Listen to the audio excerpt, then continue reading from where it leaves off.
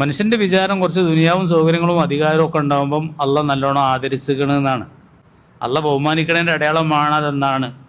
കുറച്ച് ദാരിദ്ര്യവും കഷ്ടപ്പാടൊക്കെ ഉണ്ടെങ്കിൽ അള്ളാഹുത്തിൽ അവനെ നിന്ദിച്ചു എന്നാണ് മനുഷ്യൻ്റെ ഒരു തോന്നൽ. കല്ല, അതൊന്നും ശരിയല്ല. വല്ല തുക്കരിമൂനൽ യതീം, നിങ്ങൾ യതീമിനെ ആദരിക്കണില്ല.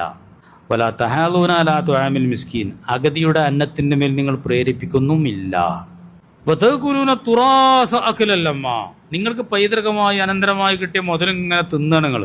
വതുഹിബ്ബൂനൽ മാല ഹുബ്ബൻ ജമ്മ, നിങ്ങൾ വഷളം വണ്ണം ദുനിയാവിനെ സ്നേഹിക്കുന്നു, സമ്പത്തിനെ.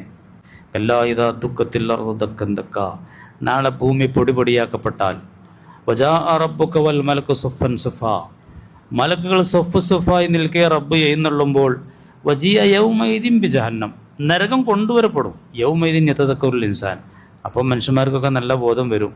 യഖൂലു യാ ലൈതനി ഖദ്ദംതു ലി ഹയാത്തി, ഈ ജീവിതത്തിന് വേണ്ടി ഒരു ഒരുക്കം നടത്താമായിരുന്നു എന്ന് അപ്പം പറയും. അപ്പോഴാണ് പറയാം. അങ്ങനത്തെ കുറേ ആളുകളുണ്ട്.